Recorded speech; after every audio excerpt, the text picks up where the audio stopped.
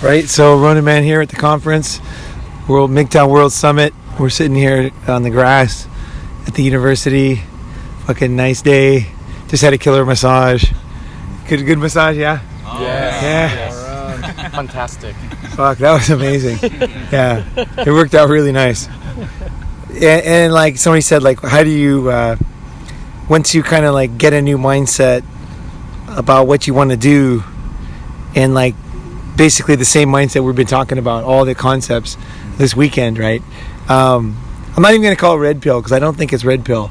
I think it's something else. It's just some way of living, you know? It's some simple way of living that just kicks ass, you know? I call it unblackmailable, but it's whatever. It's like you're just not part of, you know, like, and that's why I picked Ronin too, because it's like, I think that fits in. If I can find a better word, I will. But it's I think the thing is like, and I've heard this from different people, like different questions. People were saying like, how do I, like, my friends, you know, they're not interested in the things I'm interested in, or they just want to do boring things or whatever, you know, you were saying. And I think that when you change this drastically, your outlook, I think that you need to, you really need to change yourself. Like, it's the main thing. Is like, when I go home, let me think here. So, okay, so if I act like everybody else when I go home, I'm very, like, sad, for lack of a better word. Like, I just don't really kind of fit in anymore into, like, what people are doing back home. And for me, it's a combo of all these concepts and also 30 years of being gone. You know, so I don't know a lot of the pop stars or what's going on in the normal. You know, I keep up on things like, you know, certain things I'm pretty up on, like NBA and stuff, but like a lot of stuff I just don't really know where people are at. And a lot of the social trends that started in the last 30 years, you know, I can't really relate to what they're doing. You know, you can't say certain words now, and like it seems like people are, I mean, to me, it seems like people are being a lot more fake, and I don't really understand it. So what do I do? Like, how do you find friends, or how do you live your life so that you can continue doing this without going back into the old kind of like personality or paradigm that you were in before, right? I think that the thing is just to realize, like, is that it's what it is really personal change. It's the kind of the process of deep personal change. So when you're new in something, right? When you're new in some process, you're very insecure. You know, you guys here now, they've just got here and just getting the concepts. You're feeling like you're going to lose it, right? It's like it's going to go away, or you're going to kind of be overpowered by society. For me, like, I don't feel that way. Just so you know, like it changes over time, because I what I do is I realize that there's the concepts that I live by make sense, right? So as soon as somebody kind of knows me for a long time, they're like, I get it. Like, I totally understand what you're doing. Like they actually are interested often, you know, and want to do similar things. So I'm confident that I guess it's like my reality is like had been tested and very real. I think it's similar to a guy who like changes his life drastically. Like, he comes out of the closet as gay, and now like he's going back to his old friends, and you know, he's got this new concept, you know, image, and then the guys are like, it's very difficult for them to accept him normally, and it's difficult for him to be himself, right? So it's any kind of deep personal change, like any drastic change where your friends saw you in a certain way. It's like how to get, you know, I think the thing is like a lot of people underestimate the kind of change they're actually making, how big it is. And so the kind of the your first thought is like, I got to go home and teach my friends this, you know, so that they will understand this kind of stuff, right? You know, I'll show them, and then they're going to change, and then we'll all do it together, right? But that's kind of not been my experience, you know. Is like, what I found is like, when I start telling people stuff, well, I guess I picked them based on the guy that I was at the time, you know. So like, we grooved on that, and and then we were drawn, like we were like basically students together. We played soccer. A lot of my friends are like old friends, you know, that I go back to when I go back to, you know, back home, right? And they've been friends since we were like, you know, 9, you know. So we basically were friends based on soccer, you know, because we all played soccer and surfing.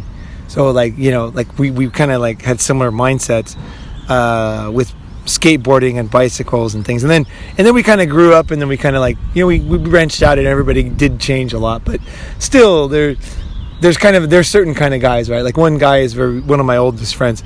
He's very serious Christian guy, right? And then what happened with him was, it was difficult because the Christian concept is that you pick one woman, and you know, you what is it? You put a ring on it, and then you make you know, a good woman out of her, kind of thing, and then you raise a family, and then that is the concept, right?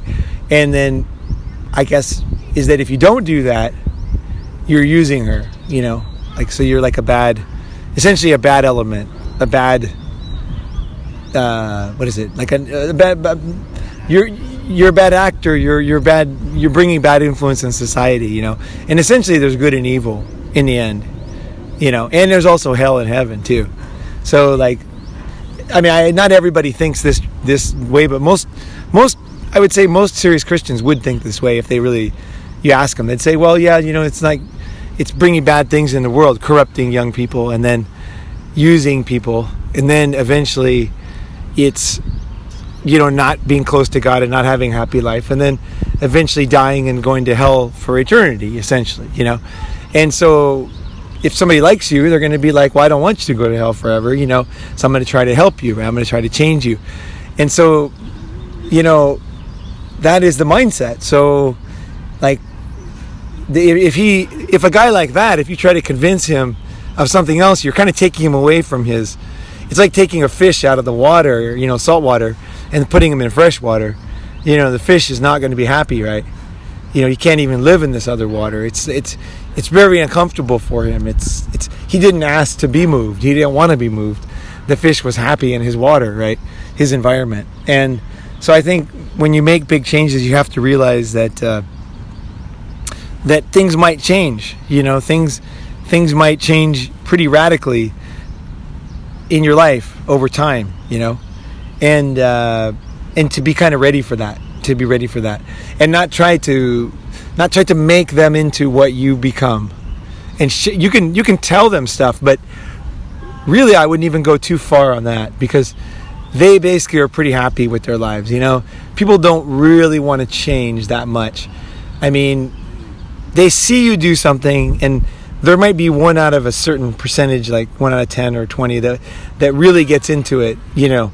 Like, there's a few of my friends who actually come to Asia and now live in Asia after they saw me and they came and visited, and then they realized, I really want to try something new too, and I want to live overseas. But it's very rare. It's out of all my friends, and I have a zillion friends, there's maybe 1 or 2 guys, right, that actually had the same mindset as me, right? And so, and even those guys actually have quite a different mindset than me. Like, what they do in Asia is different than what I do. So it's like I showed them Asia, and then they found their own Asia, which was quite a bit different than mine, which is totally cool, you know. But it's like, I think what I tried to do when I was younger is I was always trying to show people, you know, basically. And it goes back to one of the main concepts I learned recently from my whole experience recently, and I realized that there's like basically 3 kinds of people to me, right, to each issue of my life. So there's people who don't really like me or trust me, and they don't want to change, right? And there's people that either like me and don't want to change. So, like, for example, a smoker who's happy smoking, like one of my friends in Hong Kong, he smokes like 3 or 4 packs a day, and he loves it, you know. I can make fun of him for smoking, but he likes smoking. He fucking smokes, you know. He's a smoker, you know. He digs on smoking. When someone gives him shit, like, he really riles him up, you know. Like, he is gonna smoke. Like, he is a fucking smoker, and he loves smoking, and he smokes all the time. He smokes in the shower, you know. He has an ashtray in the shower, you know. He loves every single picture. He's smoking. You know, and he likes those old movies where everybody's smoking. And it's just the way it is, and so it's like, for me to like, we're really good friends, but like I used to give him crap about smoking once in a while, but then I slowly realized like this guy is quite happy with the way he is, and so that's that kind of guy. Is he trusts me and likes me, but he doesn't want to change. There's three types, right? So the other one, well, on the left, he doesn't like me, doesn't trust me, and he doesn't want to change. The one in the middle, it could either be two ways. It could either be he trusts me and he doesn't want to change, or he wants to change and he doesn't trust me as the guy to help him. So, he might want to change, right? Say another friend wants to stop. Let's just use smoking as an example. He wants to stop smoking, but he thinks that he should read this book or go to this recovery house, or he should, read Alan Carr's Easy Guide to Stop Smoking or something. And he doesn't see me as a non-smoking guy, which I'm not, which would be accurate actually. But so this kind of guy, and then there's the guy on the right who both likes me, trusts me, and wants to change. So this would be more like you guys. You guys listen to the internet, you listen to the Ronin topics, and then you're like, fuck, this is cool shit. Like, I want more of this, So you guys were like interested and willing, and then you also, bought a ticket to fly out here.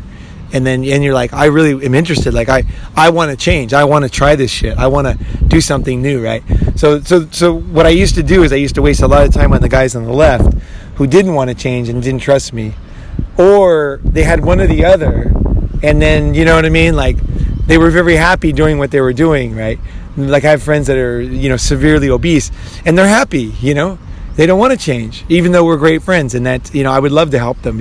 I see health problems, I see issues that I would love to help them with, and I see them as relatively easy to solve. But if he doesn't want to change, he's gonna.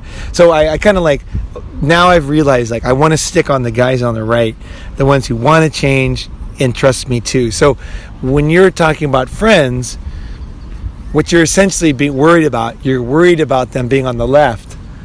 They're not wanting to change, and they're not trusting you to change, or they're kind of in the middle where they're not sure. So what I do now is I put most of my energy on the guys on the right, and then in the middle I'll kind of toss it out there. You know what I mean? I'll toss it out there. Like I have a friend, he just he ate noodles like every day, just noodles, and he just looked terrible, and I just I kind of like would eat vegetables all the time in front of him, and then over time he started eating vegetables, and now it's been 10 years and he eats as good as I do now. He eats fantastic food, but it took him, he was willing, but it wasn't. So I just showed him, I gave him an example, right? I showed him, and then he kind of got into it. He's a really smart guy. He changes pretty quick once he sees something, right? And so like I think what you can do is you can be an example for those guys in the middle. But you got to know that a lot of people are on the left, and they just don't want to change. And when you try to change somebody who doesn't want to change, you actually piss them off, right? You know what I mean? It's a dog who's happy sleeping on the ground, and you're like trying to get him to go walking, and he's like, fuck, I want to sleep, And so you have to like respect that, and realize that even if it totally makes sense to you, you see a guy, to you, he's like dating some purple-haired elephant who is like going straight to hell and going to lose all his assets for nothing, and you that's what you see, right? But he doesn't see that, right? So maybe he'll see it later, maybe he'll see it later, but maybe not, right? Maybe he'll never see it, right? And actually he might even hate you for seeing it, right? And try to sabotage you for doing the very things that he wishes he could do. That's also possible. So I think the thing is when you're changing, you have to, it's not like how do I go back and keep in touch with these guys. It's more like how do I keep improving myself and solidify my own self-concept as this new person. Who is this new person? What am I doing? What aspects of my life are still not like that I'm doing things that I just was taught by fucking society and they don't even make any sense. I'm just like a robot, doing these things. Because you all have stuff like this you can kind of slowly get away from, you know what I mean? Just things that don't make any sense, like, people have beautiful houses with nice wooden walls and they paint them, and they just cover them in paint. It's like the fucking wood is 10 times prettier than the paint, right? But then you just paint it, and then it starts peeling off. You paint it again, Finally, somebody with brain comes along, takes all the paint off, and it looks beautiful, right? You never have to paint it or do anything, you just lacquer it, it looks great. So I think that's what a lot of people are doing in life. They just keep painting these things and it keeps falling off, and then so like aspects of your life where you're doing stuff that doesn't work, So I think it's like, I think that's the kind of one concept, and the other thing is and of course improving yourself, like rather than we're waiting for other people to change, So the concept that I always go back to was really great lesson for me was I was in Indonesia, and I was over in I forget which city, I think it was Bukittinggi or whatever in Sumatra, and so we got there, and there was this, it's like there's a little town, right? There's like back then it was the 80s, there's like one little road, and then there's a fucking huge volcano in the middle of the town, right? Just this massive volcano, right? So the whole reason why I went there is to climb the fucking volcano, right? And so we got there with some people, and then the next morning I'm like, all right, because I've been talking about the volcano for days, right? I wanted to go up there, and then we got there, and then in the morning the guys were like, we had this like hostel, and there's like a restaurant on the first floor, right? So everybody would just eat there, it was included, so we just sit there, and I was like, you guys, let's, when are we gonna go? And they're like, oh, not today, I'm gonna read a book today, and and we were doing, like, I did a 13-month trip around the world, so it wasn't like I had to rush to do anything, but I was like, oh, okay, tomorrow, cool, yeah, okay. Well, today we'll just be in the city. Fuck yeah. Okay. So I go check around the city. I do everything, And the next day I'm like, all right, volcano, yeah. And they're like, I really wanted to read a book and send a message, a letter back home. And, okay. And I was like, okay. So the third day I come out, and like now I'm thinking, like, I don't want to stay in the city this long. Like, it's just a small city. There's not that much to do. I'm going around the world. I was going to like 50 countries, right? I don't want to sit in one city forever, It wasn't that exciting, right? And plus, the fucking volcano is just calling me every day. I'm looking up. It's, fuck, look at that thing, So the third day, I'm like, hey, you guys, do you want to? And then they just started saying some kind of excuse, which is fine. They didn't want to climb the volcano, and I just like, it was instinct, but it worked out perfectly. I just stood up in the restaurant, at the top of my voice, said, who wants to climb the fucking volcano over there? And then two guys were like, just like me, they're like, us. And then we sat together, and they're like, you too? Like, my guys didn't want to climb either. And they're like, we gotta climb it. Yeah, like, I've been waiting too. And we all like met. It was almost like spiritual. We were all just like, yes, And then we just fucking just finished breakfast, and we fucking climbed it. And there was like at the top there was some sulfur like pools and stuff. And we like were standing next to the pool. We found out later you could die because you could breathe the shit and die. Because we were so excited. We're like by the sulfur pools. This is before like any kind of lawyers or anything. Like we're like standing next to the sulfur pools, like this peace sign. And but either way, we had a great time. And I realized that instead of trying to change people, I need to find people who want to do what I want to do. Like it's not about changing them or forcing them or even passive aggressive. This is what happens with the abuse thing, is that like you tend to want to change people. Like, if I'm just nice enough, or if I do enough stuff for them, right, then they'll do it for me.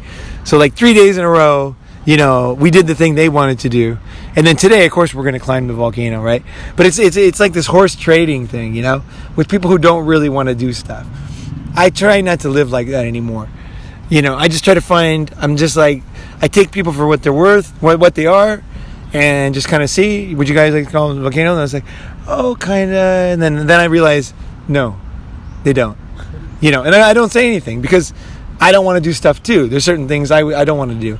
And I might answer that same way. It's not like it's not a CIA truth or false test or, whatever. It's just like I'm asking them and they're not excited, right? You know what I mean? Like, if you want to read a book, like let's say you ask a guy who wants to read a book, he's like, I just bought it. I'm fucking going to read it tonight. You're going to read the book, right? Whereas like, oh, I'll read that someday. He's not going to read it, right? You know what I mean? So like now I just take that message in. I soak that in. I accept that message. This guy is never going to read the book. You know what I mean? He doesn't want to climb the volcano. Even if he does, he's going to go so slow it's going to piss me off anyway. And it's going to be, he doesn't really care. And if it rains or even one drop, he's not going to do it, and we'll miss the whole thing. And then I'll be pissed off, right? So I found that there's always somebody who wants to do what I want to do. So I think it's about solidifying who you are, knowing who you are, and then being more yourself. So what happens is when you're changing is you have all these like ways of being that you do things, right? And then essentially you're telling people who you are, right? But see, you're going to be giving them a schizophrenic message, because you're going to have all these traditions that you usually did, and then you're going to have these new things. And they, quite naturally, are going to see that you're divided. And when you're divided, they try to, like, this is like a human thing. They're trying to pull you down, in a sense. Because I don't know why people do this. Maybe it's some kind of testing or something, or maybe it's like they're just seeing where you're at or whatever. But I think, like if you're on the border, you know what I mean? Is the guy gay or not? You want to fucking know, right? You know, like, you know what I mean? You're just kind of like, is that guy gay or not? Like, is he, you know? Like, I think so, you know what I mean? Like, and then you're like, oh, you know, or does he, you know, can I trust this guy on this other issue, or whatever it is, he's unsure, right? So when somebody's unsure, they kind of like, they don't know what to do with you, right? So you want to become more yourself, and also to display that. So just in the little things that you do, you know, is by showing that you're different than before. So I think you have to, like, look very closely at the things you say and do, and just, you know, like, I just give you like just a simple idea, but today it worked out great. So for example, I personally don't like to waste money, and because when I waste money, even if I have money, I don't feel happy wasting money. You know, like times in my life when I have tons of money, I still don't like wasting money. I don't know why. I don't like wasting money. I'm always looking for a good deal, like the best deal, right? And then I'm going to do something with the money. I'll do something else, you know. I might even waste it, you know, but I just don't want to do it. I might even buy a bunch of crypto that goes to zero, but I just don't want to waste it on others. There's something in me that just wants to get the good deal on stuff, you know. It always wants to get the good price on the airline. It always wants to get the good price on the food. And when I don't, I don't feel good. So I know myself about this, right? So, you know, when we, like, because you guys are all visiting, you guys are pretty new, most of you guys. So, like, it's like, where are we going to eat? I take you guys to a place that I know is going to be super reasonable. And, like, no matter what, it's going to be, I'll get my vegetables, I'll get my protein, I'll get my high quality stuff, and it's going to be cheap, and it's going to be there, and I'm going to be happy. And also, I think you guys are going to be happy, you know. And so then I take you guys there. Then we want to go to a massage, right? I know the cheapest massage in town, which is a great deal, right? So I want to take you guys there because I don't want to give you an option because you guys are new. You guys don't know. So there's like 100 massages. Some of them are really expensive and they're actually not that great. And I've tried them all over the years and I kind of know. So I just took you guys there, like a little bit of a dictatorship. I just took you guys there. And then you guys are like, fuck, this is like the best deal, you know? And it's like, but I took you guys there because I knew that I would be happy because as a guy who lives here, you don't do massages much, right? And it's because you change as you live somewhere a long time, right? So your tastes change. You know, when you're new, you just kind of like, you do different things, right? You might go more touristy stuff, right? Where I don't want to. So I'm going to think of a balance for you guys and for me that makes the most sense, but make sure that I'm going to be comfortable with it, you know? And then I choose it. And then if somebody doesn't want to go, like, you know, you live here. So one guy, Tony's like, oh, I'm going to go to another place. And he lives here in Thailand. So he knew we wanted something else. And he went over there. And that was perfect. That was absolutely perfect. Because, yeah. And so that's the way to do it. And so if you guys all said we're going to go to, you know, some expensive Japanese restaurant for some kind of flambé shit, I would be like, totally cool. What time are you guys going to finish? And then I'd be like, let's meet you guys I'll meet you at 1 o'clock, you know, somewhere close by where you're eating, right? So I make sure that I don't commit. And I also know the places that I'm comfortable with. You know what I'm saying? Like, this seems like a small thing, but it's a very big thing, I think. Because you spend your life, this is what you waste your life doing. And then you waste your life doing things you don't want to do. And then you feel like it's such a small thing, you don't have the right to have these tastes or preferences. But what I found is that it's the opposite. If you actually are a logical, intelligent man who knows what he wants and has a logical, rational life kind of strategy, most people aren't like that. They just kind of go with whatever, the Kim Kardashian of the day restaurant or whatever. They haven't even really thought it out. So when someone finds somebody who actually has a plan and a logical, they tend to follow you because they're like, hey, we're going to go somewhere cool. I don't know where to go. this guy's not willy-nilly, he's going to have a good idea. Well, let's go. I'll try that for sure. And then if I don't like that, I'll go somewhere else, right? But I'll at least give it a shot, right? So I think like when you know kind of more what you're comfortable with and what you're not comfortable with, you say, I'm doing this. And then you give people the option to come with you. And then if they say, well, they're going here, you don't horse trade. Like, hey, I'll go to your bar and then you come to my, like ride horses or whatever, you want to do. Just it's just like you just say, oh, you do that and I'll do this. And so what I started doing with even with like 25 years ago with girls is they would want to go to some like say some food that was small and high quality. But I was like always fucking hungry. Like I'm still hungry. I still eat a lot, like at my age. You can imagine what I ate when I was 20, right? I'm just fucking starving, right? And so if I went to the place the Japanese girls ate at, I was going to be fucking miserable. Because I was just going to get a bunch of rice and like no protein, hardly any vegetables. I'll be so hungry for the rest of the day. And like I get too much rice and that's all the sugar in you.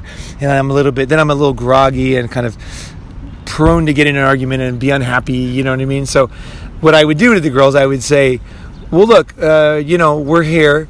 There's your place. You go there. I mean, here we are on a weekend together, right? And I'm just be like, you go there and eat, and then I'll go here. I'll find something else. I'll be good, and then I'll meet you in an hour. And at first, the girls were kind of like thinking I was like leaving or what, but they kind of realized like this is really smart, like the ability to have a boundary and to. Because they knew I was going to be happy afterwards. And I knew they were going to be happy afterwards. Because they ate what they wanted, right? I didn't try to like compromise. Like it wasn't passive aggressive at all. It was totally like, you do your thing, I'll meet you back in an hour. And what happened was, it was actually beautiful because like let's say you're together for 2 days with a girl or 3 days. It's a long time to be together 24 hours a day, right? So like it actually like the hour apart was actually kind of good, Because you're kind of on a romantic weekend, so you're kind of like having fun anyway. But then you're away from them, and you're thinking, yeah, I kind of like to see her again. Go hang out again. We'll go do something. And then she would be even more than that. She'd be kind of like, kind of waiting out front where I was eating. And then it kind of worked out perfectly. But it took away that whole horse trading, passive aggressive, unhappy life that most people live. So it's the small things, I think, that make the difference. I think. Because life is full of small things, it's just full of small things. And just find out what it is you want, have an open mind, right? Like I got into yoga because I had an open mind, not because I knew what I wanted. Sometimes I don't know what I want. Sometimes there's things out there that are great that I need to try, so if I say, oh, I always know what I want, I'm this decisive guy, I'll never try anything new. So it is a balance. It's very much, you have to leave the door open to new ideas. You have to try new things. I mean, otherwise you're going to be just doing the same shit, and it will get boring. It will, you know what I mean? You'll be all on a high, and then you'll just get boring because it will never deepen. And then you know what I mean. So I think that's what you want to do, and then you're not trying to change people. And so when you are openly yourself, because what people will say is they'll say, you went to that cheap place now every day. And you're so cheap, and they're trying to change you, they're trying to force you, they're trying to shame you. And then what I do is I kind of like I'll maybe go to the bathroom, I'll get by myself, and I'll think, am I comfortable even with this person anymore?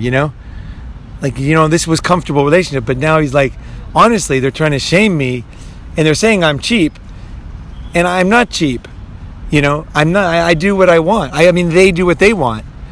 You know what I mean? Like, I see them as being very cheap too. Because if we're going to get specific, like they might spend a lot of money when people are watching, and then they're super super cheap when they're made and like they're ripped off.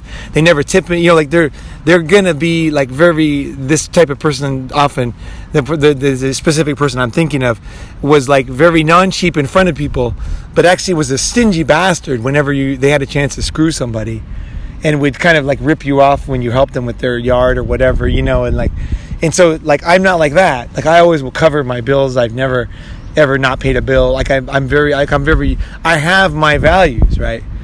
I'm not cheap. I have my way of thinking about things, and also I don't appreciate somebody being like that to me, so I'll just say, you know what, I'm not comfortable in this anymore. I'll say, hey, I'm out of here, I'll just split. If they're not, because then I realize like it's not just a difference of opinion. They have a way of being that is, if you don't do what they want, the abuse comes out.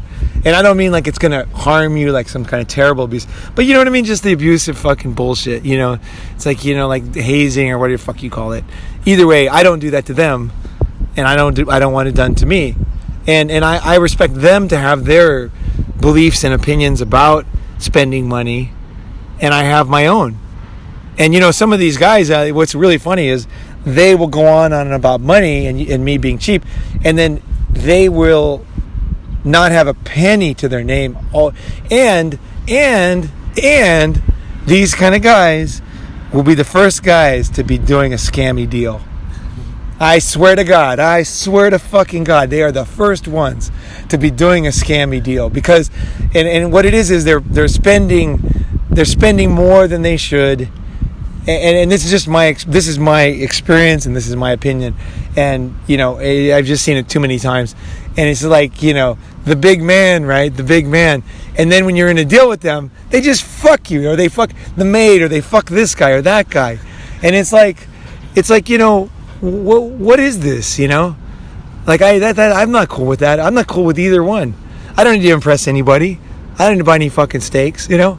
And I think also for me, one really big thing is that I think that this is the complex concept, but I think that enjoying the fine things in life is very important. Okay, so like the finest food, the finest music, understanding what is above average or special in life is very important, actually. So I'm not like, although actually I love Walmart. I love that kind of 99-cent shop. I love that kind of concept. I can get the good deal on something, you know, cheap. But at the same time, like I was raised with nice food. My mom was a very good cook. And so she made all this kind of special food. Like I had all kinds of food growing up, Iranian food, you know, French food, everything. She made all this like stuff. She was an award-winning chef. And so she would do this great food. And so I knew what good food was. And when I meet somebody who doesn't know good food, I feel very sad. Like when I meet somebody who just eats. I was out with this. We were scuba diving in the Philippines not long ago, and there was this young Japanese guy. And I started talking about Japanese food, and then he said he was a PhD student. He said, "Oh," he says, "I just eat noodles." He goes, "I don't know any of those food you're talking about." And I was like, "Man, you're Japanese. Like, Japan is like heaven for food." Like I was just so sad to hear that he didn't even know what I was talking about. Like he had never had what I was talking about. And I just thought that's so sad. It's so sad to not know a great sonata or music or something like a beautiful, special something. To not know that is just fucking insanely sad. That's why I travel the world. Because like, it's difficult to fool me with stuff, right? And that's why I buy cheap, because most stuff sucks anyway. Like you know, it's like it's expensive, but it's not any good. You know what I mean? So it's like, you know, people go to these restaurants like Fridays and these chains, you know, and then they make fun of you for having a burrito. It's like, you know, you're just eating this total frozen, heated up bullshit. And yeah, you're spending money, but it's like, you know, what the fuck is this shit? It's, you know, some Italian fucking fake chain bullshit. You know what I mean? Like, no, man, no. You know, real Italian food is fabulous, right? It's like, you know, seafood, and it's just fucking cooked perfectly, you know. And so I think those two things are also important to me. So I want to find out, I want to know that the beach I'm looking at is special or not special. I want to know that the food is worth it or not worth it. So the reason why those guys think I'm cheap is they don't understand my background. I've eaten some of the finest foods. Like I've tons of wealthy friends, tons, and actually I have some wealthy people in my family. So I've eaten like this great food, and I had a lot of money in my different times in my life too. And I would get taken out by people, and I would just, you know, a special thing where we just eat this wonderful stuff. And so I saw that, and I don't need to eat it all the time, you know. It's just knowing it exists makes me happy. You know what I mean? Just knowing that the finest, you know, food exists, you know, and knowing that the stuff I'm eating now is not that, you know, like there's a difference, right? It's okay, you know, I don't need it, but I want to know it. You know what I'm saying? Like when I listen to a band, I want to know how good they are. You know, I was with a musician in New Orleans not long ago, and then there was a band playing, and I was with a musician, and I said, "Fuck, that drummer is amazing." He was pissed off. He goes, "How do you know that?" He says, "You don't even play any instruments." I said, "I don't know, man." I said, "I can feel it." He's like, "You're fucking right." He's like the best guy all night. He's like, we had gone to, he's like, "But I don't know how you knew that. How did you know that? That guy is extremely talented." And he was like, most bands here have been very mediocre, you know? And it was like, I think it's like you just get good at knowing. You're good at sensing some kind of excellence in people and things. You know, I think that drive to see things and know what is real is like very important. So at the same time is I'm cheap as fuck, right? At other times, right? Because I just don't see any value in this bullshit. People are just eating, it's just like crap to me. It's all crap. You know, it's like, what's the point in spending, you know, so they can't, people can't, my friends, like, they can't conceive of my life or my experience. So that's why I forgive them because they don't really know where I'm coming from, right? And so I think that is really the goal in life is that you do experience these things, right? You do see these things, feel these things. And then I think you just get better at kind of seeing real and seeing fake. And then also you get better reading people too, right? So I think this is like an essential part of my mindset, which I never have ever verbalized before, actually. Because I think the cheap part is just as important. You know what I mean? Like just not wasting money because, like I said, I think it leads down the road to scam. That's why it's so important to be cheap, is because I will take 1,000 cheap guys over one scam artist. You know what I mean? Like, fucking scammers, fuck them. Like, I just have no time for that, you know? It's just, fuck, you know? No, you know, you can't trust. You got to be able to trust, right? Trust is number one. No trust, no relationship, no nothing, right? So I think those are the concepts that I try to do, and I live by them. And then, like I said, like most people don't understand, you know, and I feel bad too, like when I, just speaking of food, like when somebody will show me something and it's like they're all excited about it and it's actually not any good, you know, but, you know, that's okay, you know, it's like, you know, it depends on the person. Like some people, they just get super excited about something and they're excited about it. So, you know, I get excited about my 25-baht ice cream, so, you know, that's fine, you know, but it's like, don't believe it too much, you know what I mean? Like, don't believe anything too much, right? You know, it's like, you know, for what it is, it's a gem, right? 25 baht. For 25 baht, that ice cream is the best, you know. But I know that there are a lot better, you know. I realize that, you know. I'm aware, you know. But they're going to be a lot more, and they're not here, you know. They're not around here, you know. So I think, you know. So I think that is my concept. So if you're saying, like, how do you find friends? You find friends by becoming the person that you're kind of becoming. You know, just kind of like doubling down on who you are and then just being yourself out there and then not worrying if people judge you for that, because there's no way they can kind of come out where they can't really understand where you're coming from. You know, like a lot of people who listen to my stories, they think that I was mean to those women, and I wasn't. Like those women that I had in the past, like a lot of them still like me and they still contact me and they still like they it's like, because I was real for them. I had girls tell me, "You were the most pure guy I've ever met. You're just pure." And I'm like, "What do you mean?" They're like, "I don't know." It's like, just be pure. You know what I mean? And the girls will enjoy your presence when you're there. And then when you're gone, you'll be gone. You know? You're not there anymore. You're not promising anything. But you are there. You know? So that's the way I was. I wasn't like a lot of guys. What they're going to do is they're going to lie to the girls. And then there's going to be a lot of anger afterwards.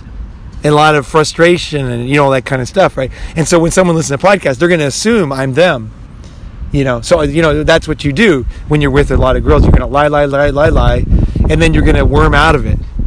It's like, no, man. You know, most of those girls can still be my friend today, you know, because it was like, hey, we had a moment, you know, it was cool. It was totally cool. And then girls, they actually, I think girls more than guys understand what I'm talking about right now.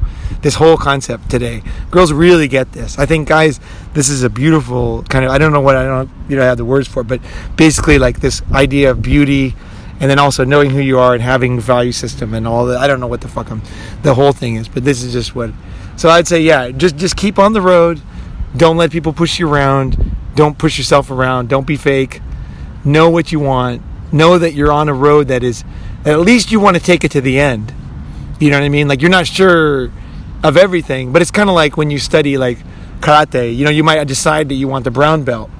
So it's like, for whatever reason, you want to get the goddamn brown belt, and you're going to get the goddamn brown belt. So that's kind of what I would say with the Ronin concept, is you're going to get to it, you're just going to get it, and then you can diss it later, right? A lot of times I take concepts, and they're really valuable, and then later on I find that there's more, that I can kind of discard a lot of them, and I can kind of fix them to my own way, and that's what we were going to talk about doing a recovery one, where you're taking the 12-step concepts, the best of them, and the best of the community and the best of the people, and then but in a different way. And I'd like to present that, but I'm a little bit afraid because I know that it's a serious disease, and I don't want to send someone down the wrong road. But at the same time, hey, fuck it, like that what's that movie, Robin Williams, where he was the teacher, Dead Poet Society. Yeah, like that movie. Like, I always thought that when the kid killed himself, I was like, fuck yeah, people have to die. No, but some people can't deal with stuff, right? And we all die anyway. Like, we're not going to live forever. You know what I mean? Like, so it's a contact sport, right? Life is. So sure, like what the way society always says is, basically, if somebody kills themselves, it was all a failure. See, he was wrong. See, that guy killed himself. And I say no. I say that guy killed himself is probably a sign that some serious shit was going on. Now, he had issues, and I don't applaud that. And I think if he would have known that, maybe he could have helped that guy. Maybe somebody could have reached in and helped that guy. But the fact that he wanted to and he was pushed to the edge is because he was internally struggling, right? And that is what you need to do. You need to get to that point of internal insane struggle in order to change, right? You probably still have internal change. Don't worry about changing other people. You still got work to do inside, right? And that work is like difficult, It's difficult. It's your work. It's not anybody else's work. It's like your own challenges and your own struggles, right? So that's kind of what concept I had there.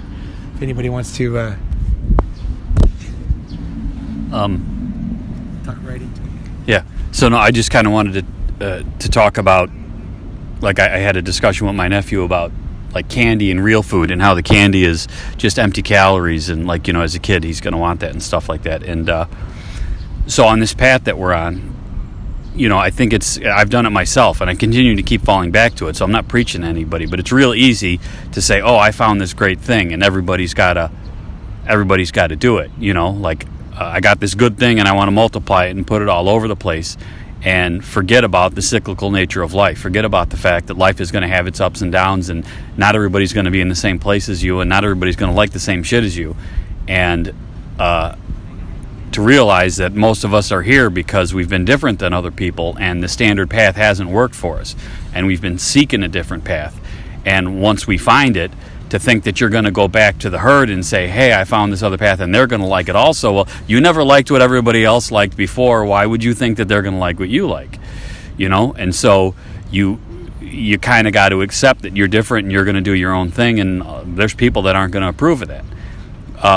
But also that, like the candy discussion, is that standard lifestyle is this like formula that a lot of people take because it's easy and it's easy to fall into, and they just get into it, and it's like, these are the easy calories, and like, I don't want to have to work out, or I don't want to have to like make a dinner or do something to make something that's healthy for me or whatever, and this is a simple cheap calorie here that I can just put in my face and fill a hole. And that's kind of like a candy lifestyle, what I call it. Just like the simple life, like the simple calories. It's just stripped of any flavor, any nutrition, but it's just, that's that path. And the path that we go on is a path of growth. And to not forget that that easy path that's very supportive and gives you easy meaning, that there's all that supportive society behind it. When you go on your own path, this is why we say MGTOW saves lives, because when you're on that path, you're challenging yourself, and don't think for a second that it's got benefits for sure, but with every up there's going to be a down, so don't think that everything has to be perfect. Like, you're walking into the unknown and you're looking for challenges, and you're going to find them, and you're going to grow, and you're going to be a better man at the end of it, and you're going to like who you are, but don't think that there's not going to be challenges. And this is my third time coming here, so twice I've had to go home from here and try to blend back in with the average society, and it's not an easy transition. It isn't. You live here, so you're probably but for the rest of us that have to go home to like normal life, you're gonna walk in and be like, oh shit, I have to come back here, and it's going to be challenging. But don't think that you have to change them just because you found something that works for you. Realize that you found something that works for you, and leave them to their thing. Don't try to change them. Some people, I've had to talk with some of the guys about this before, about my relationship with my parents and how I had to intentionally change it, and there'll be situations like that where you got people in your life that like your parents that you love, and you're not going to cut them out, but you still have to redefine your relationship with them and say, hey, I'm not a standard person, and you're going to have to learn we're going to have to find a common ground here, because we got this relationship. And you may not approve of what I'm doing in this situation, I may not have approved of stuff you've done, but we're still family, and we need to find this middle ground where we can relate to each other. Otherwise, we're going to have all these, like with the passive aggressive thing where you're going to harbor these hostilities because they're not treating you the way you wanted, and you're not treating them the way that you wanted. And that's not even good even on the other end. Like at the end of after my grandfather died, my grandmother she took care of everybody her whole life. She was always doing everything for everybody, and she was a wonderful woman. And then after my grandfather had Parkinson's, and he needed a lot of care, and he was in his mid-80s, and my grandmother, of course, was in her mid-80s, taking care of him and doing all this shit for him. And so she had this hard life of raising the 8 kids, and then having it. Basically, my grandfather was disintegrating into babyhood again as he was going through the Parkinson's and whatnot. And then when she was done with that, she said, I just want to go into a home, because she didn't want to be a burden on anybody. But she had 8 kids that loved her, and everybody wanted her to come live with them and stuff. And then so I would go to visit my grandmother and try to get her out of there to go do stuff. And she didn't want it to be a burden on me to have to go to a home and take my grandmother out of there to go do something fun. But I just wanted to spend time with my grandmother, the woman that I loved and was a big part of my life. And I just wanted to go do something fun with my grandmother and get her out of the old people's home, because I didn't want to be in there, because I found it depressing, And she would always, her whole life, she tried to, figure out what you wanted, and then, do the thing that you wanted to do or whatever, And so she wouldn't be honest with you, because she was trying to be nice to you. And I just wanted to do something nice for my grandmother, and I couldn't figure out what the fuck that was, because she wouldn't tell me. Because she felt like I was going out of my way to do something for her. And it was if she just could have been honest with me and was like, what's a cool thing you would like to do today? Because I want to go do that with my grandma, But I just couldn't get that out of her. And so that dishonesty doesn't work. Even with the best intentions, it just doesn't fucking work. And so I just thought that those were some important things to add on to this.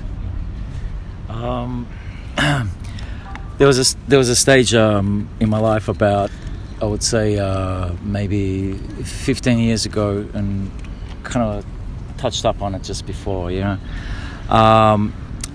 that you kind of start feeling that something is not right. Something is just not right, but you can't put your finger on it. But the thing is, everyone is teaching you supposedly the right thing, And if you're true to yourself, I think, you can lie to yourself to a certain point, but the thing is, your subconscious, it depends on on things that you believe. The things that you believe in, right? It's a subconscious sort of might bury all of these things.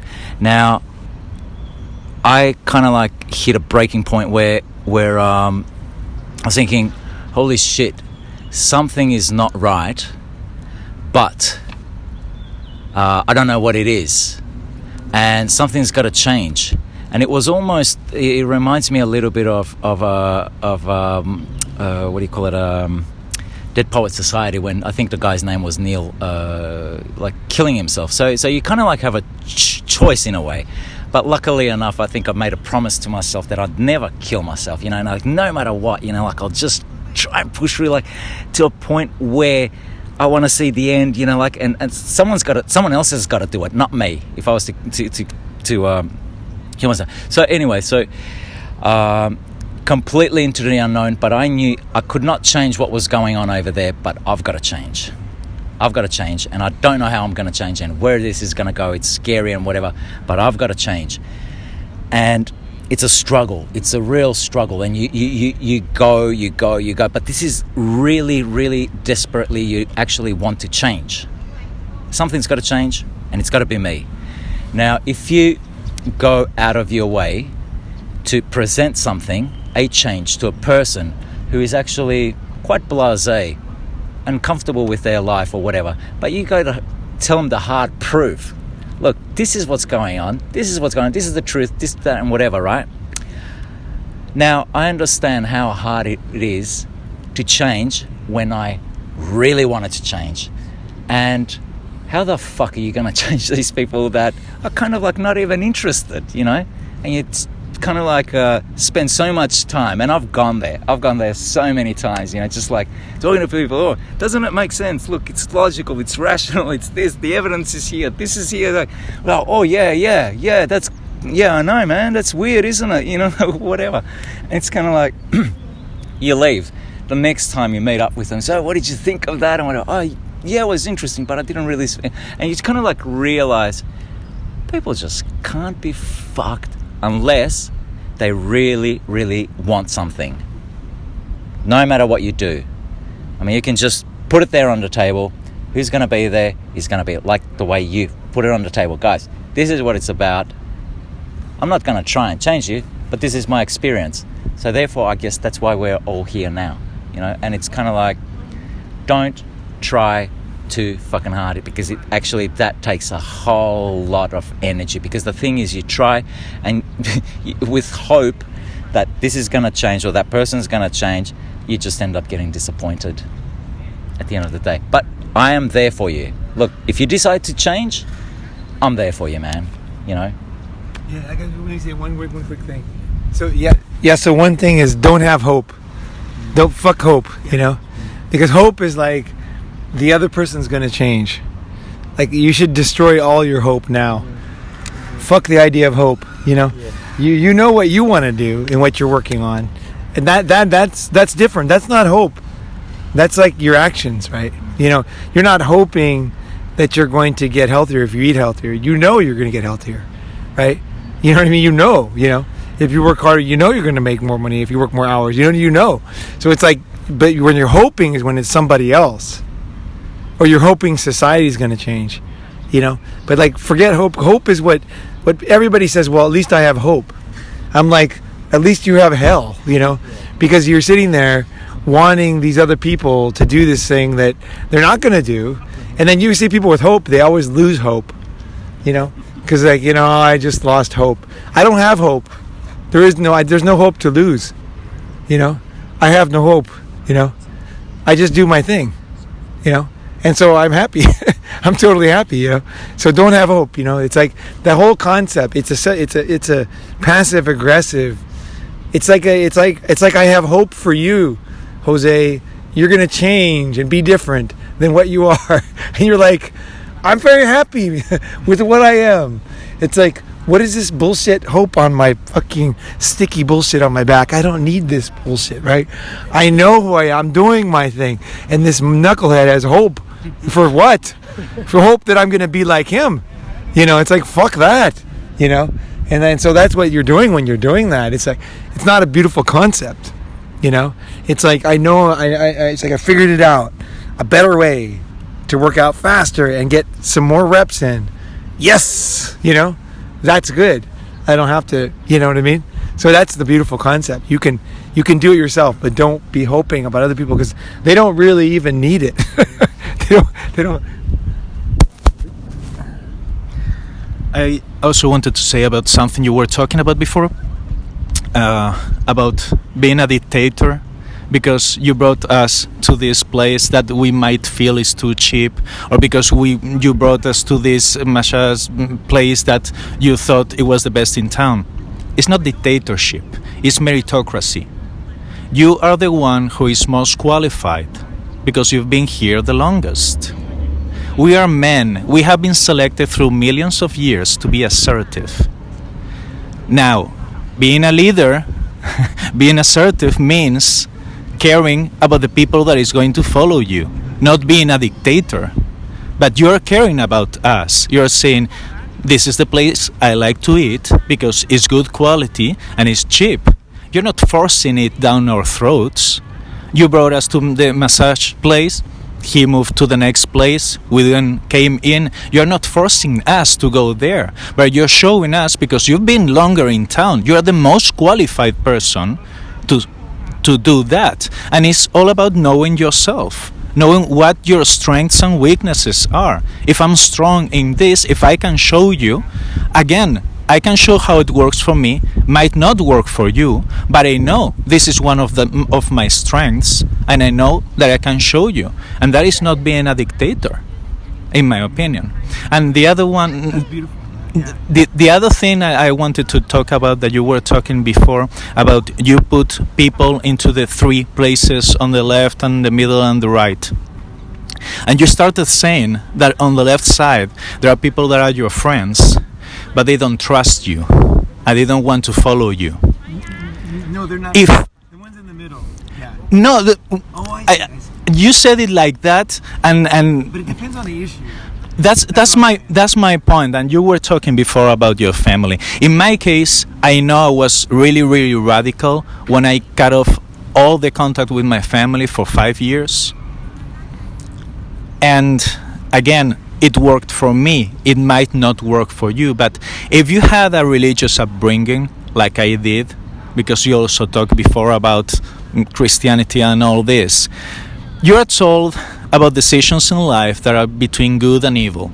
That's bullshit. 99% of the decisions are the evil and the lesser evil. And you have to understand that sometimes you have to cut people off from your life if they are going to destroy you. And yeah, it's bad. But what is the option? To let them drag you down? That's even worse. So it's a tough decision. And sometimes you will do the right thing, sometimes you will do the wrong thing. Again, learn from it. Don't make the same mistake. But going back to the point about the friends that you said, if someone doesn't trust me, it's not my friend. Friendship is reciprocal. You may feel like that person is your friend, but if he doesn't trust you, he's not. It's a two-way street. Oh, I don't mean that. I mean, like, for example, Yeah. you don't trust me on accounting advice. Well, but I'm not an accountant. But sometimes you have people that you consider your friends, that from your point of view they're your friends, or maybe they were friends 10 years ago, Right. but you went one way and he went another way. Right. Cut him off. Right. Again, it's the lesser evil. You're not going to change them. And also, what you said at the end of this speech about we're all going to die. The amount of resources and time we have in life is limited. All the time, all the resources you spend trying to change these people you cannot help because they don't want to be helped. You are not using all that limited amount of resources and time in helping the people that you can really help. So learn to assess your chances. How much can you help someone? If they're not interested, they're not interested. I think you speak Chinese. I think it's an old Chinese saying that goes something like that. I'm paraphrasing. That when the student is ready, the master appears. If they're not ready, you cannot help them. They're the ones who have to look for help first. And then, yeah, you can be here and say, hey, hello, I know a few things about this, maybe I can help you. That's my point of view. So my thing's not really in line with that at all. So it's a bit tangential, definitely tangential. So for me, essentially where I am in life, there is almost no hope for me to potentiate or reach my full potential, you know? And if I continue down this road, or if I stay on this train, at the end, I'm going to realize, like, how much of life I left on the table, right? Like, how much I left there. So at some point, I got to jump off. But there's, like, a smart way to jump off, and there's a way to, like, fucking jump off and break all my bones and, you know, just have it be awful, right? But there's not really, I don't think, a clean way to do it, especially because of everyone in my life would essentially say I'm retarded for leaving my job, right? But there's something about finding a way out, and then I don't know if it's like trusting yourself that, you know, you're not going to starve to death or something. But I've had really bad experiences striking out on my own and just failing miserably. And I have that kind of like fear of that happening again, you know? And where I had to come back with my, you know, head hung low and ask for help to get myself back up. And I don't want to do that again. But at the other token, I don't really trust myself to succeed because of my past failures. So I don't trust myself to succeed on my own because of my past failures. So it's like when you would decide to go into a business that, like, you didn't have business going into that business, but somehow you make it work. And I don't trust myself to be able to do that same thing. Though I want to, there's so much fear of the unknown, which I just say unknown is known to me because the known part is I'm just going to die, you know? Yeah. So, yeah, if you have anything, you could respond to that whole thing. I guess I'll just quick say something, yeah. Just toss it, it's fine. Yeah, the thing is like 9 out of 10 businesses fail, right? 9 out of 10 businesses fail. So while you are thinking that it's you, right? You were thinking that it's you. You're thinking like, I failed, and so that means I don't understand business and this and that. It's not true. You're not listening to the truth of the statistics. 9 out of 10 businesses fail before 5 years, right? So, and then I think like 8 out of 10 fail in the next 5 years or something. It's pretty high, right? So starting a business is a very risky thing. And if you do succeed, it's quite sweet, you know? But it's definitely like the odds are against you on succeeding. So you have to think like, am I really an entrepreneur? That's more the question. Because it's not so much, I wouldn't say your wisdom, because let's say you failed in 2 businesses, right? You know, you still have to do another 7 before you're even starting to get close to one normal one that a normal guy would succeed at. So maybe you could change your strategy of spending so much money on them or something and find businesses that are very minimal, you know, capital requirements and things like that, you know, so that you can do it realistically. Because obviously some businesses require a lot of capital. And, you know, we all have limited capital. No matter how much you have limited capital, right? So, you know, starting an electric car company or something, you know, requires a lot of capital or ability to raise capital. And I personally consider raising capital the same as my capital. That's why I don't like raising capital. I'm actually pretty good at it. But I don't like it because I give people their money back. And so in business, usually you don't have to because they invest in the business. They don't make the money. The business fails, the entity fails. They legally don't have to give the money back. But I give people the money back. That's my values. So I hate raising money because I know that I'm going to give them the fucking money back somehow. So it's like, that's just the way I do it. But that makes me not want to raise money because I realize it's not free money. It's like, it's real sweat and blood money that they earned, right?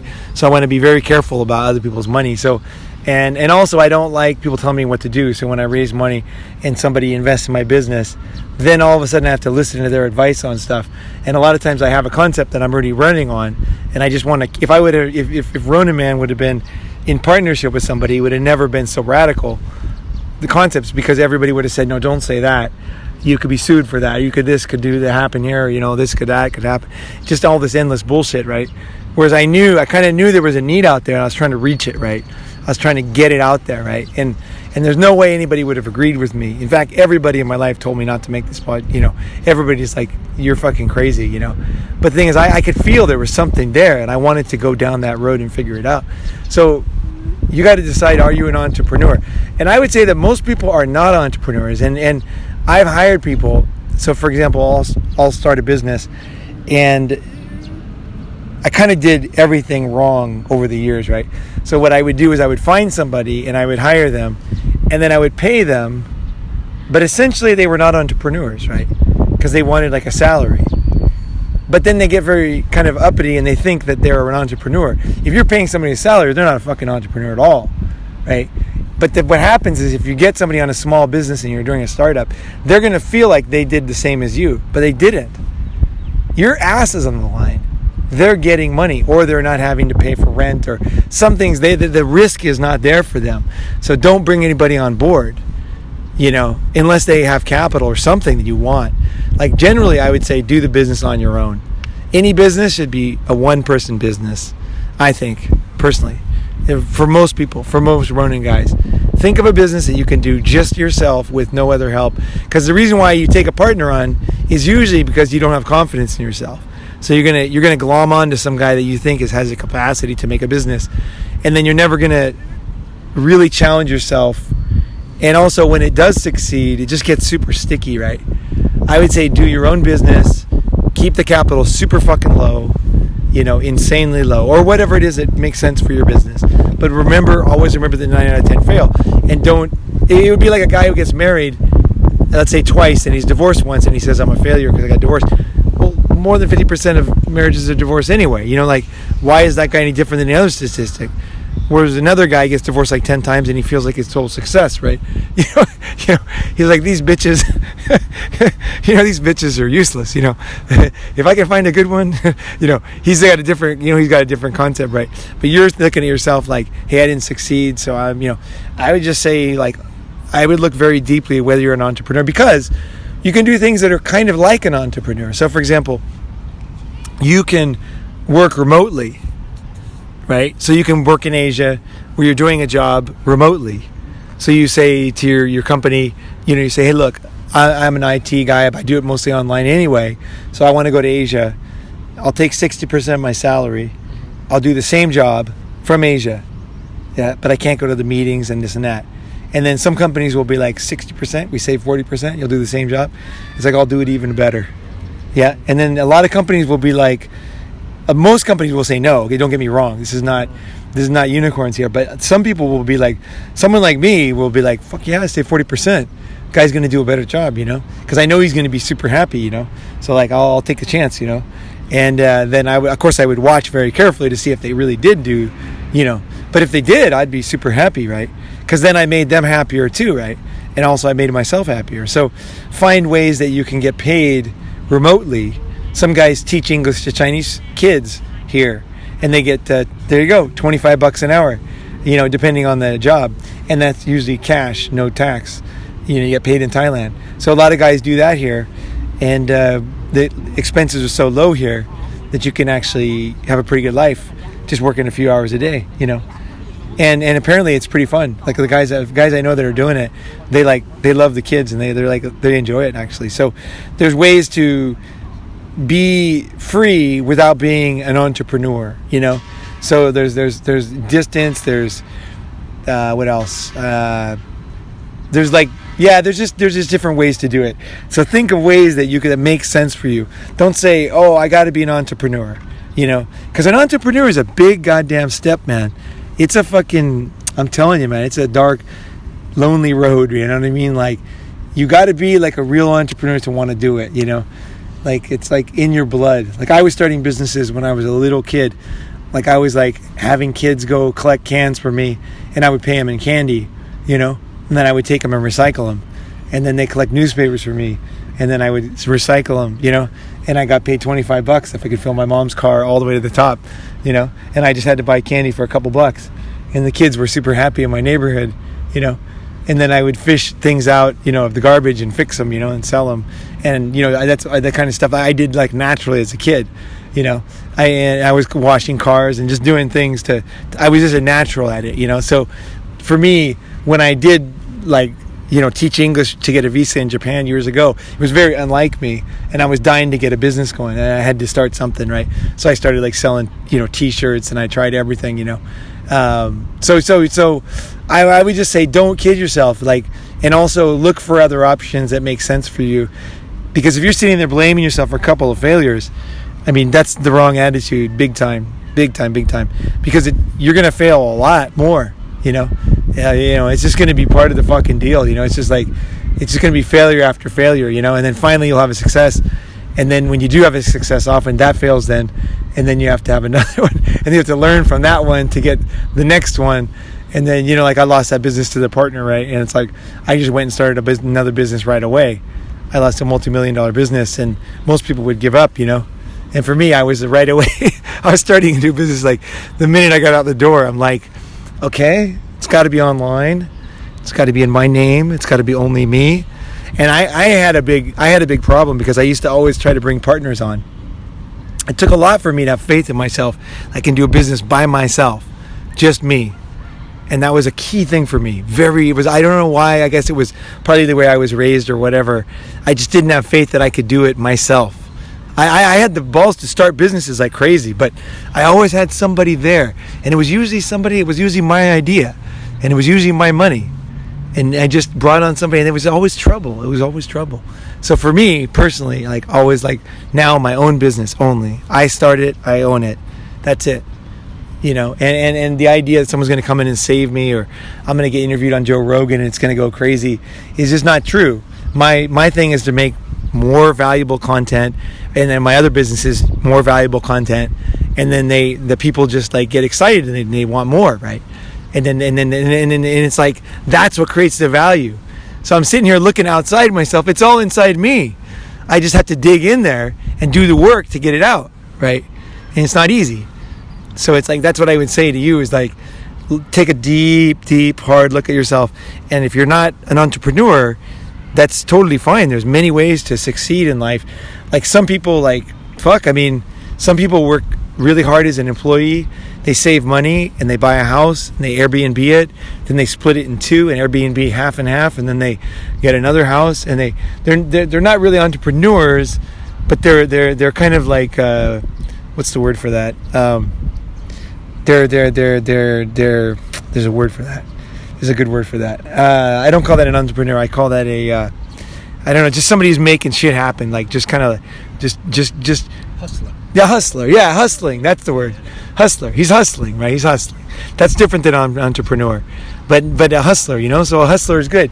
Save money, invest it in something, and hustle, man. Just fucking hustle, And that works for some people. For me, that I'm not into being a hustler at all. Like, I want to sit alone and do nothing until some idea that's never been said before comes out. I want to make a poem that no one has ever thought of. I've written poetry. I want to think of a video or a concept. I want to create something that no one's ever done. Like, I look at all the great discoveries, like Galileo and all these guys, and I think, they thought of a concept. It doesn't really matter what they did before that, but they realized something, and then Newton, and then they had these ideas. They like, holy shit, and then he's like, I get it, like, why, the earth is going around the sun, it's not the other way around, and he's like mapping it out, and he's like, gets killed, because he came up with this concept. I want to be that guy, Is that thrill of going through the uncharted territory? Well, I want to create something. Like, I want to figure something out. I believe there's tons of stuff that hasn't been figured out yet. That it's just, and most people think everything's been figured out. I don't think so. I think there's shit ton of things that haven't been figured out. So I want to figure them out, and start things on that. And that's kind of the way I do it. And that's what gets me, stoked. And then people will say, well, how are you going to monetize it? Basically, the way I think about it is, if you come up with something valuable enough, someone is going to pay you for it. If it's a world first, a concept. Yeah, someone's going to want to fucking more of that, and that's been my experience. So that's kind of the way I look at it, which is very unique. But that's just I'll just sit alone in my cave and just think, read, plan, watch YouTube, and then I'm just like writing notes and and then I go out and walk, and then I go to the gym, and then I do this, and then I go and buy this, and then I travel, and then I swim, and then I'm just taking a shower, and I'm like, that's it. here's the beginning of the idea, and then I write it down, and then I forget, and I go out and do other stuff, and then later on I come back to that idea, and then it just kind of fleshes out and becomes an idea, right? It becomes a more full idea, right? So I think that's the way I do it, and there's a million ways to do it. There's a million ways to kind of break out of society, but don't try to fit yourself in something that doesn't fit, because this is the kind of the idea of hope, is I will win the gold medal in the 100 meter.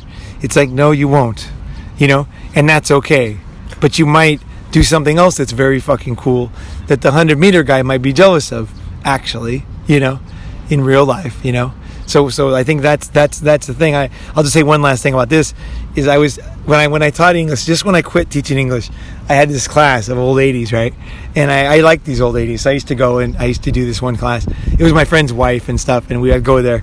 And the last day of the class, I don't know if I ever told this story, but the girl probably did. But the one lady said to me, her English was so terrible, right? And she had been studying English. She was like 60, right? She'd been studying English since she was like probably 12, right? Or even 10. And so it's 50 years of just pain, And then I said, how are you? And she goes, how are you? And then I just realized she couldn't even say, I'm good or whatever, After 50 years of study, she couldn't answer, how are you? So then she said to me, she was like super frustrated. She said, I really like, I think she said in Japanese, because she didn't say it in English, because sometimes she'd speak Japanese. And then she'd say, I really like you, teacher, and like, I'm really frustrated because you're leaving, and like, I really want to know, like, and she looks so frustrated, like, how can I improve my English? And I just came up with something I was so proud of. I said, it's hopeless. And the whole class looked over. I said, it's totally hopeless. You've strived so hard for 50 years and you've gotten nowhere. You have no talent at all in English, and you never will, I said, do something you like, like arrange, go into Ikebana or arranging flowers or something that you like to do, that you maybe have some talent at, and enjoy it, Life is short, It's like, you don't have to be good in English. It's just, there's no reason. And it was like a burden off her shoulders. She fucking got into Ikebana big time. It was so funny. It changed her totally. She was like, what? Like, you're right. Fuck English. Like, fuck English. And it was amazing for her. She was all super excited, right? And then she, she got all into what she was doing. So I think if you're not good at something, there's a point you have to say, this is not me. Fuck this shit, Like, I respect people that do this, but I'm good at something else, and then find that. So that's what I would say to the questions to ask yourself, and just to go in there and find a way that you can do it the way you want. Like, another way that people come to Thailand, just one last thing I just thought of, a lot of guys work in oil and crabbing and stuff. So they work in like a dangerous, high-paying business, like say in Alaska or whatever, and then they come here. So they go half a year working. They work their asses off, somewhere, some fucking oil rig, and they make a shit ton of money. And they come here and they fucking just throw money around, And then they do that the next year and the next year, and they love it. They love it. They usually end up doing pretty well. Like, you see them owning houses here and, like having a pretty good life. And like, they just they enjoy it. They don't want to be in Thailand all the time, right? And they don't want to be cheap. They don't like being cheap. They like to throw money around and give the girls fucking cash. And, they like to fucking steak dinners and take out boat rides. And that's what they like to do, And they're very happy. And I love these guys. I have a lot of friends like this who come into town, have that mindset, So, I mean, that's another mindset. You don't have to live somewhere. You just fucking, when you come, you ball, right? You know what I mean? And you throw down cash and you go and make cash. And it's not like risky because it's easy to get a job. You're an engineer in some special field, and then you're going to get a job easily anytime, right? So that's a fucking good way to go too. You can have a great life, and also get a break from Thailand too. You're not always in Thailand, right? So let's see. Okay. And then just toss it. Looks like all right. Well, like of all the stuff that's been going on, I'm trying to tie it up, like not too simply or oversimplify it, but what we're trying to do as Ronin is surround ourselves with good things. You are what you surround yourself with, and we're aspiring to surround ourselves with good things. There's talks that when we leave this place, we're going to go back to people who aren't surrounding themselves with good things. And that could make us kind of lonely. But what we've done is we've come together, like as a collective of Ronin. And when I was in America, this might be an American parable, maybe Native American, but they said, like, at a campfire, you look at the embers rising up, and some of them go really high, but some, they eventually turn to ash and, vanish at night. And then the higher they go, the more lonely they are. We are just a collection of embers that made it really high. And if we stick together, then we won't be so lonely, like at least staying in contact. And I know that's a major goal of ours in talks throughout the day. So yeah, you guys won't be alone. We are Ronin, but we're Ronin together.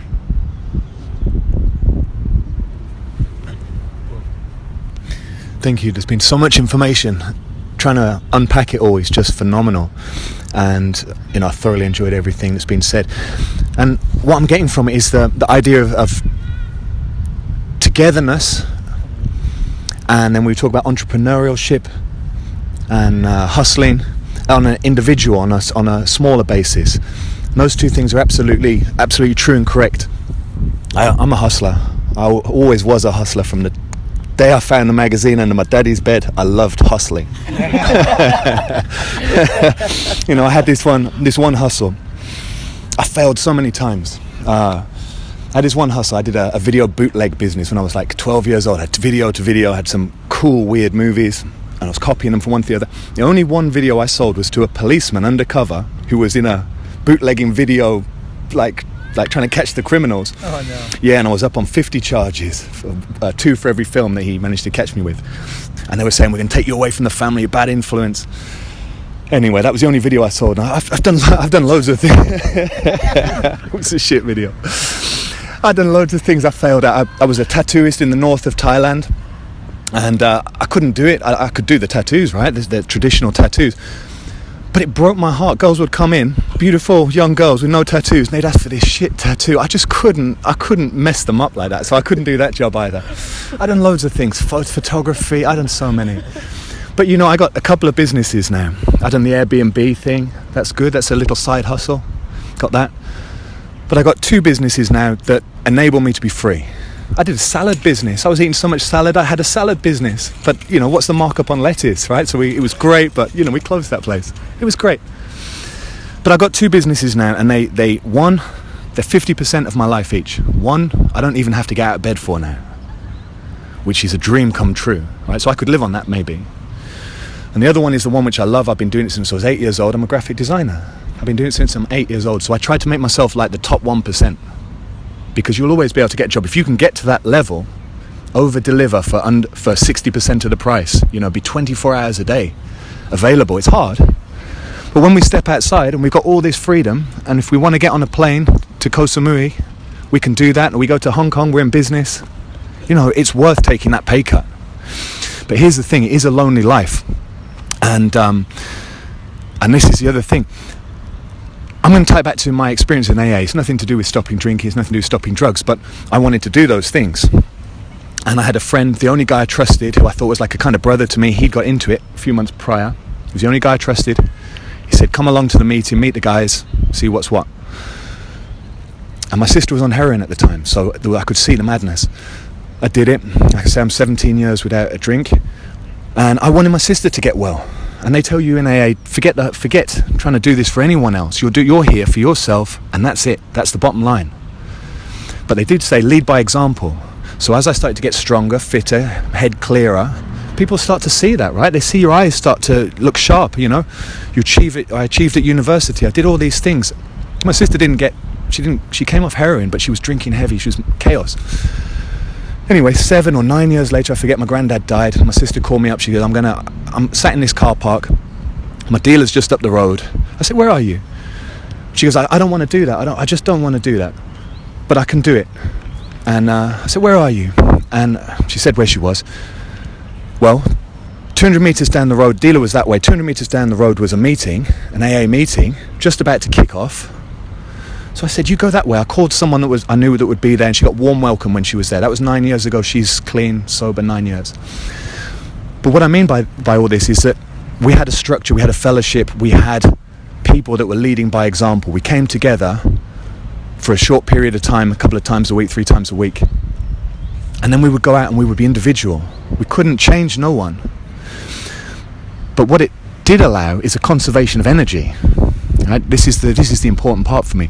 It allows a conservation of energy. I'm not trying to change anyone. I'm not evangelical to anyone. I wanted to be. I wanted to change my old drinking buddies. They didn't give a shit. I wanted to change them. I couldn't. So I didn't waste my energy, right? But when my sister was ready, and when guys come in and we had the connection, you could go full tilt. You know, you say, anything you need, we'll make this happen. And also with the energy that you save, not rushing around trying to change the world, it allows for the antidote to the candy life. Now, I thought that was a great turn of words, the candy life. You know, when you're just trying to sample a little bit of everything, you just like junk food, junk ideas, junk whatever.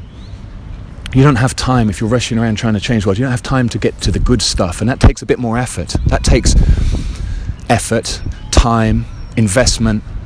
You know, recently, I finally decided to sit down and read Nietzsche. That's how you say it. And I read a lot of stuff around it, and a guy called Jack Donovan, who you'll know, who you should know, he wrote a book called The Way of Men. He said something which opened it right up to me. I didn't really fully understand it. He said, I don't think anyone understands Nietzsche, but it's what I took from the ideas that were useful. And that just opened it up for me. So I'm reading, it's great stuff. It's about self improvement without the need of an afterlife or any of that stuff. It's just do it now. And from there, I got into a classical musician called Wagner. I think Nietzsche held him in high regard. I think they lived together maybe, but he held him in high regard. Proper music. Wow, you want to play that really loud. You know, we had Rammstein the other night, but you play Wagner loud, you know, it's great stuff. It's upset the neighbours. But this is real stuff. This is good quality stuff. It's out here. The world is full of good quality stuff. You just have to have the time, the energy, and know where to channel your resources correctly. You know, and like I said, the shared experience in this place right now is exactly that.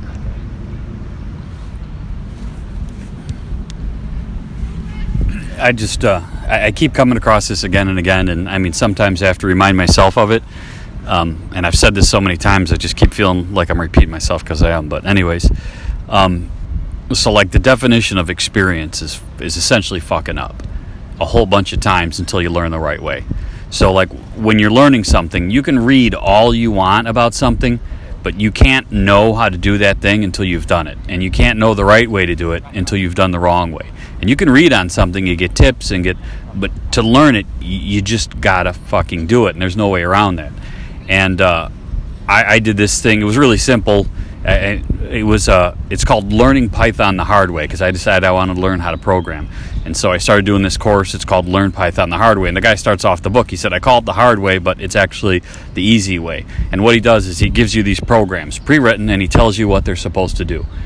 And so you just copy what he did. But there's no way they're too complex. There's no way you're going to copy it right. You're going to screw something up. You know, unless you're a master programmer, you have to learn the eye for it, and so you're going to fuck up. And if you were to get it perfectly correct, you wouldn't learn anything because you're just copying text over and you have learned nothing about programming. But where you learn is when you hit, run and the thing doesn't run or it runs improperly, and you have to try to figure out, okay, what did I do wrong? And you go back through that program and you try to find out where you screwed up, and then you fix that screw up, and then you run it again, and like, okay, now you can find your next error. And you keep doing that until it works. And then in the process of fixing those 3 or 4 errors, you learn 3 or 4 things. And if you didn't fuck up, you would have never learned. And so then you go on to the next one, and then you do it, and when you fuck up, you learn. And if you don't fuck up, you don't learn. And that's what experience is. And so to get on yourself like, well, I didn't do it right the first time, nobody did anything right the first time. Anybody who's really good at something, they started out being shit at it, and they did it again and again, and picked themselves up and dusted themselves off till they got at it. And so if you want to be like, and I also believe in the self-fulfilling prophecy, like if you just assume you're going to fuck up, then you're going to fuck up. And if you say, where the success comes in is where you get determined and you say, I'm going to do this thing. And if I fall down the first time, I'm going to pick myself back up, and then I'm going to do it, and I'm going to just keep doing it until I get it right. And eventually I'll figure it out, and I'll be good at it, and I'll have success. I don't care if it's the first time or not, you know, and you don't invest a whole bunch of emotion in like getting it right the first time, and just understand that every error is a chance to learn. And that's the only way you can learn. It's not like you're trying to flip something around in your head and like, you know, fool yourself into thinking the only way you're going to learn is by finding your errors and correcting them. That's it. So if you want to learn, be prepared to fuck up. And that's really all I can say about that. And once you get that confidence and you say, yeah, I'm going to go barrel into this thing face first, and if I hit my head on a brick wall, I'll figure out not to run that way, you know, then that's where you get shit done. That's all I can say. It goes a little bit in par with, I think, with what I'm going to say now. What I used to do as a kid, sometimes something will not be working properly. It will work, but not properly. And, you know, my parents would probably go to sleep or something like that, and let's say the TV, something's wrong with the TV. And I'm like, okay, no one's around. Screwdrivers, you know. Open up the back of the TV. I'm like about 14, 15 or something like that, you know. So I know what's not working, but let's see what all the other, because I have a feeling this TV is on its way out. But I had interest in that kind of stuff, like just to see how things are working, just anything, like I'm inquisitive, you know. And what I do is start tweaking things, and I will go at the front of the TV, okay, tweak this one thing, oh, this thing makes the thing go like this. Oh, that thing makes this thing go like that. And actually, later on, I mean, like the TV they were making, TVs back then were quite complex and whatever. And it was almost getting to a stage where I almost knew what was wrong with the TV just by tweaking and fucking around and whatever. And it was like, I knew I was going to fail, but regardless, I would do it anyway. But going, sorry, I'm going to tell another story. How I was saying about making a transition in life, and you can't change other people. The thing is, you know that there's something that's not right, but along the way, again, you're sort of like born with a certain essence, I think, you know, like I still think that a little bit, you know, like, I mean, I was actually a very shy kid, but my mum would tell me, like, every time music would play, I'd get up and I'd start bopping or whatever. I'd never imagine myself, but my mum would tell me that kind of stuff. And as a kid, someone else is talking, sorry guys. I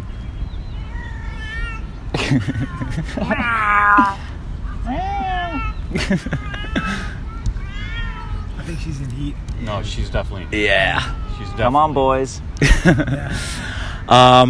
So I knew as a kid, for example, with art, I never studied art. Like, I haven't gone to study art or anything like that. And I was interested in art, and the teacher was saying to us, try not to copy the picture or whatever.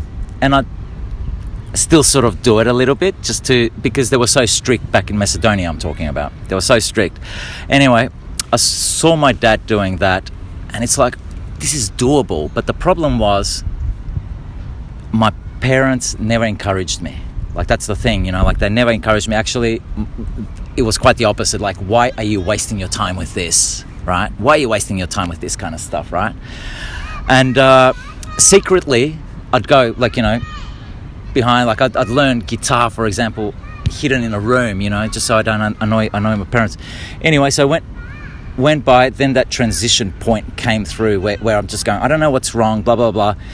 During that time, actually, it was just after I finished building a building, and I was just like, I don't know what to do, I don't know what's going on, I don't know, blah, blah, blah. So I was bankrupt, hardly had any money. Like, I went to a point where I just had like about 30, 40 Australian dollars for the rest of the week, which is, you know, like 4 or 5 days. But I try and live very cheaply. And during that time, I'd be going around. I had a van. and I'd be going around and people would be throwing rubbish, like, you know, hard rubbish, we call it in Australia, hard rubbish, right? So people would throw furniture. I'd go to shopping centres, you know, because I still actually have a cleaning business. And I'd go behind the shopping centres. A lot of the construction companies would be throwing stuff at the back there. And at about 2 a.m., 4 a.m., or it doesn't really matter what time, I'd just go, oh, yeah, I can use this for something, you know, like I know that I can use it. Now, there's a difference kind of like being a hoarder, you know, like, okay, I've got a whole warehouse of junk that I just wanted to collect just to have it. But with this stuff, I'd be buying, for example, lights. Let's say lights that would cost hundreds and hundreds of dollars, that I'd probably buy them for like $2 each, and it'd be like 10 lights or something like that. I'm just going, okay, I'll do something with this. Some of the warehouse, like, you know, boards, they'd have boards outside stacked up, and if they didn't cover them, they'd just get rained on and it just like corrode, and I was just like, fuck, all right, I'll just collect this shit, right? I was just like, oh fuck, you know, all right. So during that time I was actually quite depressed, and to a Macedonian society, you say one wrong thing, you're a weirdo. You have a conversation with this kind of frame of mind, you're just like out of space, you know, like you're just fucking not from this planet, you know. And it's really hard because I've been brought up with that kind of tradition, you know, and it's kind of like, this is not right.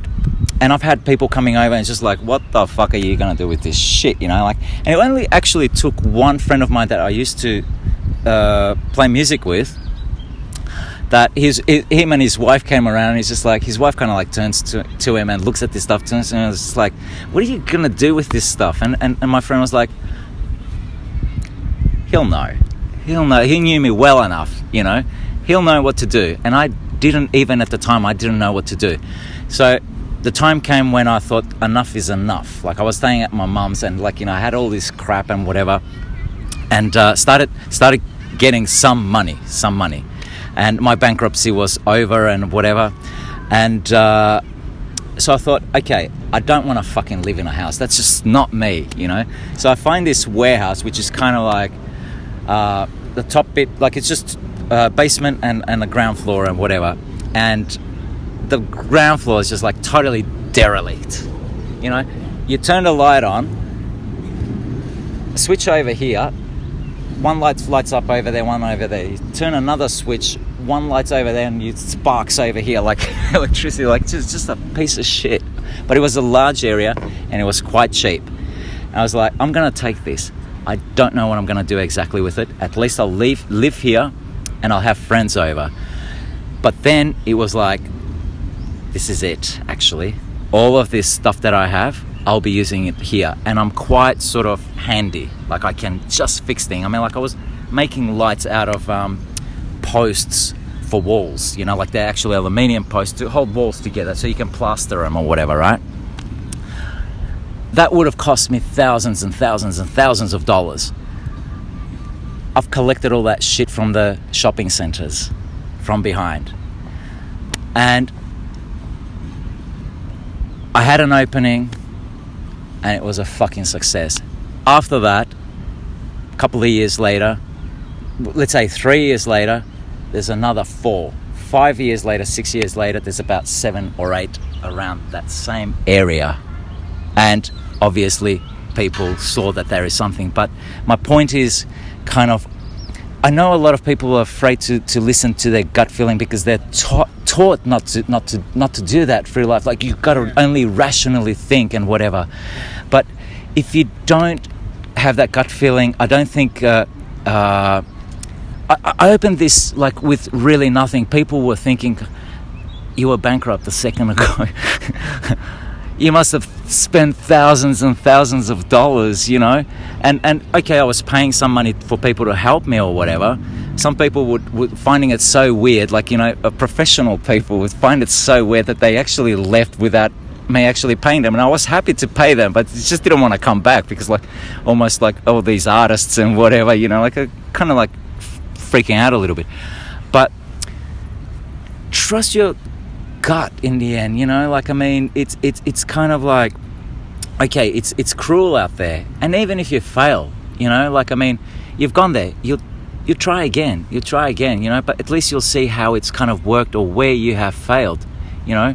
And we're taking risk again because of that gut feeling as well. We know there are solid things that of course that's why we're here, because like, well, we see something is wrong, but at the same time, like with you, I was going out of my way to actually kind of like a little bit kind of, yeah, he'll slip up if he's a con man or whatever, he'll slip up, and I was trusting my gut feeling. My gut feeling was telling me, no, this is it, man, this is it, you know, like, fucking go do this. And I feel so strongly about this as well, the way I was feeling about the gallery at the time when I was kind of like, I feel even stronger about this.